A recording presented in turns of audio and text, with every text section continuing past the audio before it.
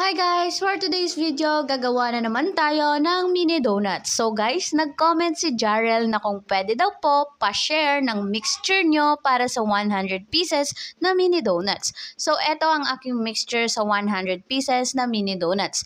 Meron akong 5 cups ng all-purpose flour. So dapat guys, maglagay kayo ng all-purpose flour ay salain natin para mawala ang mga buo-buo niya. Naglagay din ako ng 2.5 tablespoon ng baking powder. Syempre, hindi mawawala yan. At naglagay din ako ng 2 cups na white sugar. Kailangan din nating lagyan ng salt yan. Naglagay ako ng 1/4 and 1/2 ng salt. Syempre, para mabalance ang lasa niya. And i-mix na natin ang ating dry ingredients. Dapat ma-mix natin ng mabuti bago ilagay ang ating wet ingredients. Ayan guys, dito naglagay na ako ng 2 tablespoon ng vanilla at saka 1 cup ng oil at ilagay na din natin ang pangmalakasan na ibaf. Ayan, kahit anong brand ng ibaf guys ay pwede siya. Ayan, i-mix na natin. Syempre, tinatansya-tansya ko lang dyan guys kung kulang yung gatas na nilagay ko, nilalagyan ko ulit. Ay, naglagay pala ako dyan ng 8 itlog sa 5 cups ng all-purpose flour. Ang aking nilagay na itlog ay 8 pieces na medium egg. Ayan. I-mix natin yan ng mabuti. Syempre, hanggang sa makuha na natin ang mixture na gusto natin. Naglagay ako ulit dyan guys ng iba pa kasi hindi siya talagang lapot na lapot pa talaga siya . Kaya ayan, kailangan talaga nating i-mix ng mabuti siya.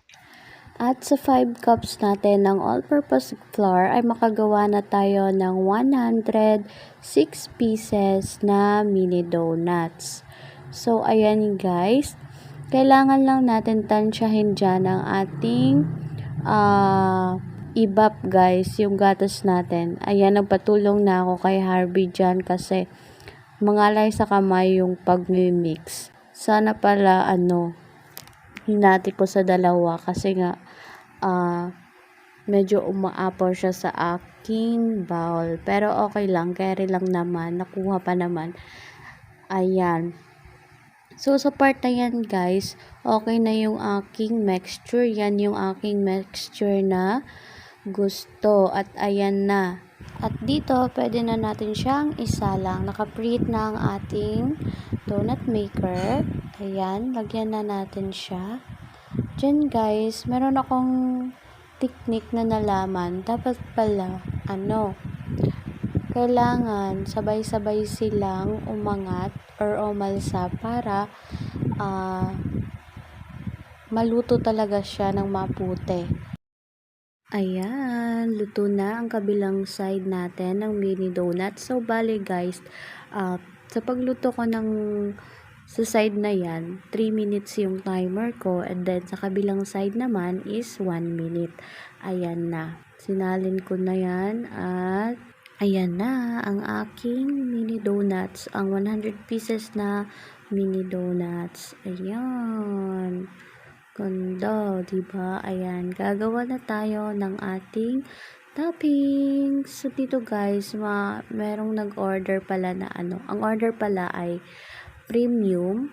So, yung premium namin is, ayan, crushed Oreo, almonds, and raw cashew. Ayan.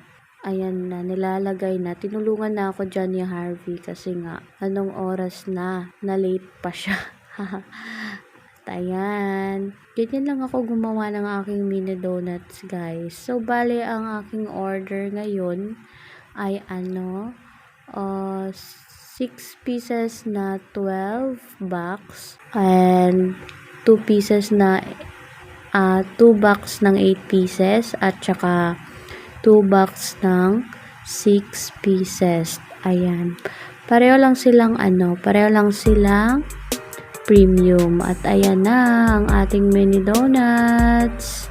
Ay 5 pieces pala siya guys. 5 pieces na tigti 12. Ayan, di ba? Ang ganda, sarap. Ayan na, salamat sa mga umorder, sa tuloy na sumusuporta sa aming munting negosyo. Ayun lang guys. Salamat sa panonood. God bless!